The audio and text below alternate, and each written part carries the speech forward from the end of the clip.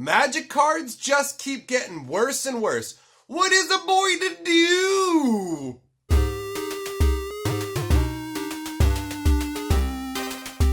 Greetings, owners of fine luxury cardboard rectangles. Try and film in a different fashion today, so we're going to see how it goes. We're going to start out today with a story, and the story is about a young, hopeful little perp and his old green deck and what I used to use back in the day. I loved green and big, fat, green, stompy creatures of doom. Those of you who don't know, the biggest, baddest green card on the block back in the day was Force of Nature.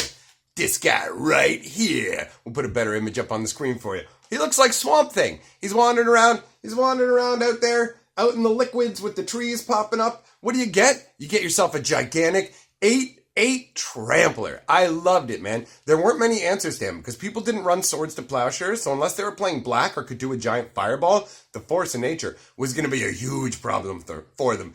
8/8, and it trampled, and you could put out land wires to get it out faster. Like, oh my god, how much fun is that? So, here's the problem with him though. You have to feed him 4 green mana every single turn, or he will punch you in the head for 8 damage. Now, the old school wording, let's double check it. Does it say it? Yeah, it's hilarious. It says, the old school wording is you must pay 4 green during your upkeep or Force of Nature does 8 damage to you. You may still attack with Force of Nature, even if you even if you didn't pay the upkeep.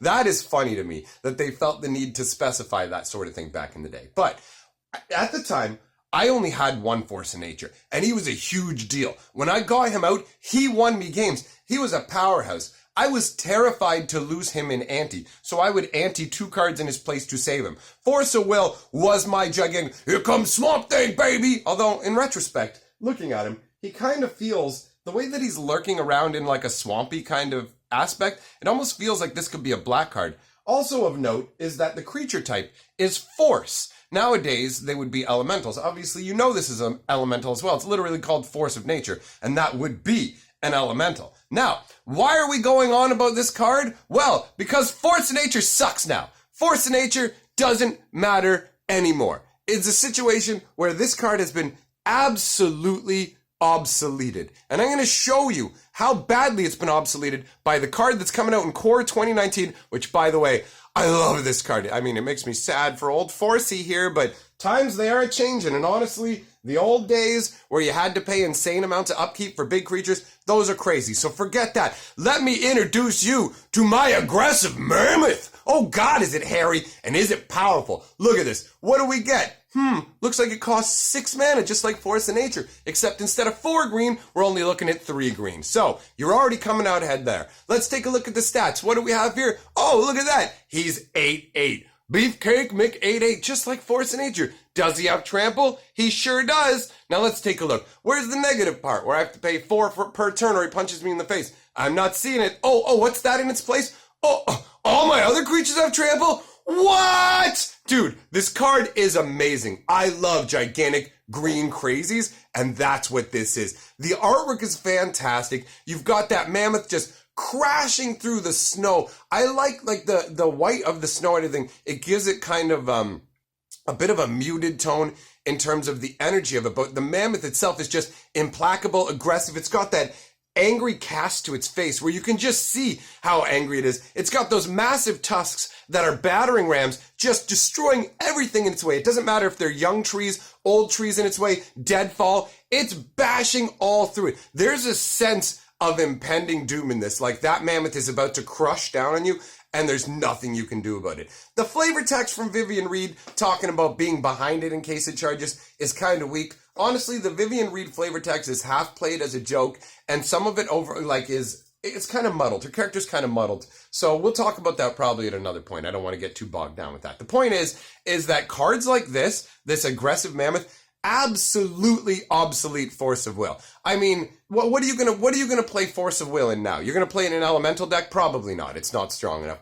I mean, you could theoretically conceptually, if you wanted to put one into a Tree Folk deck, there was the Force of Nature that was redone around 7th edition, where it got different artwork. And I really enjoy that artwork, actually, where it shows the Tree Folk, it's not a Tree Folk, the Force of Nature, who looks like a Tree Folk, leaning forward and kind of engaged with like a sprite. That artwork has a really nice nature feel to it. So do I feel like this is a bad thing that's happening here in terms of cards like this being obsoleted? No. I mean, this is 25 years. Force of Nature, I mean, I look at it. I remember when seeing this card used to make my eyes light up. I have a whole playset of them sitting right here. Actually, here, let me grab them, prove it. You want proof? You want proof that I got all the Force of Wills, boys, right there. Look at that. So I got a playset of these Force of Wills just kicking around.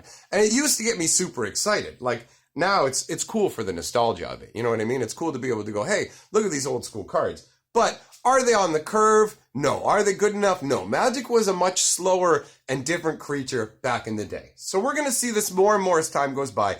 Older cards being absolutely obsoleted to the point where you would never even consider playing them. Because when you put Force of Nature and Aggressive Mammoth side by side, there's literally no contest between the two. It makes you look at Force of Nature and go, what is that, a common or something? Because it doesn't have any rare symbol printed on. Like, what is that junk? What is that? Is that even a Magic card? Like, look at this weird old clunky wording. Look at how unpowerful this thing is. It's just overall a joke. So for me, cards like this represent a nice shift, because while it does feel like obviously we've come a long way in terms of changes, it doesn't feel like, when I look at Aggressive Mammoth, it doesn't feel like it's a card that's too powerful. The 6 mana for the 8/8 Trampler, it doesn't feel too powerful. And on top of that, this is in a core beginner set, okay? And the purpose of those sets is to introduce a lot of Magic to beginners in terms of subtly going, here's a concept, here's a concept, here's a concept, here's a concept, instead of going, sit down and read the rule book, teach you through the cards. So what they've done, and I don't know if they've done this for every color, but they also have the White Angel that does this with Vigilance. But this green creature has trample. Obviously, it makes perfect sense when you look at the card why it would have trample.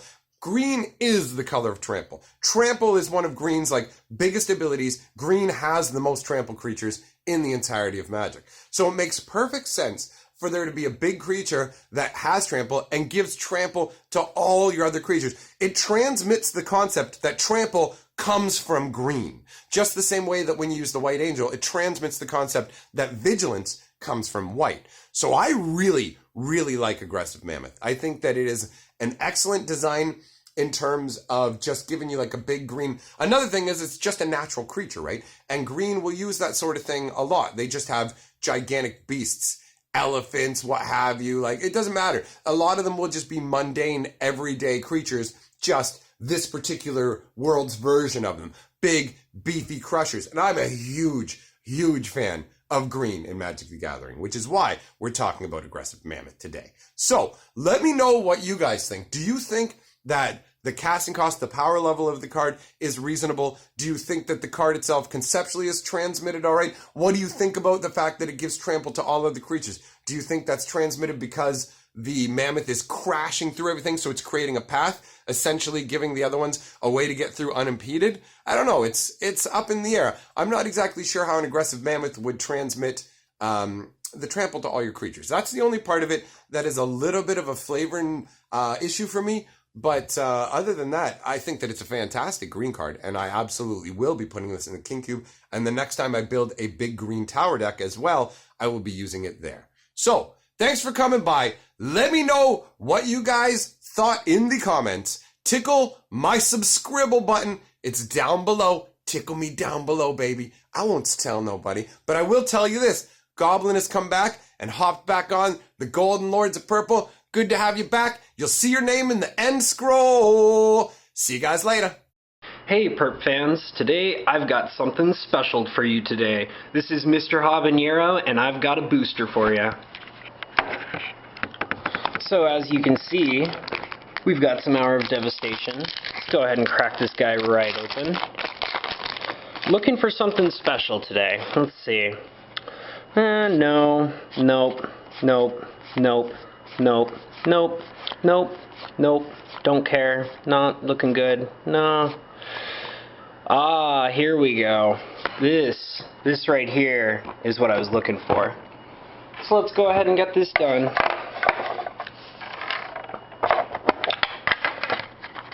Go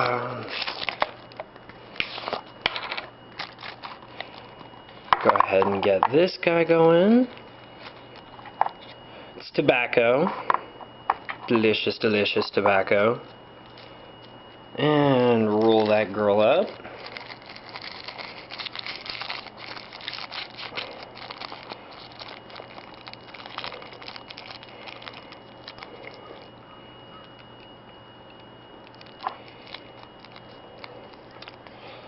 Alright.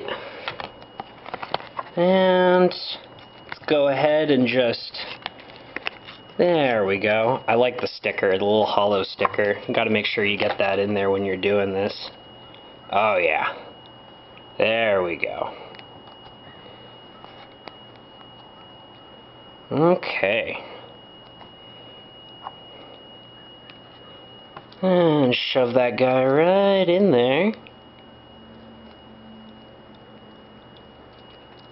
Well, it looks like it could be a little smaller. Gotta actually make it fit in there.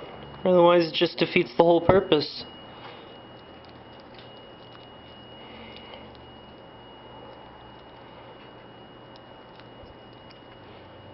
Okay. Perfect. And go ahead and light that up.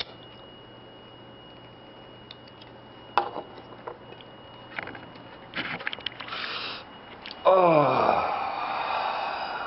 Just remember, kids, Mr. Habanero only buys the finest quality crutch material when he smokes.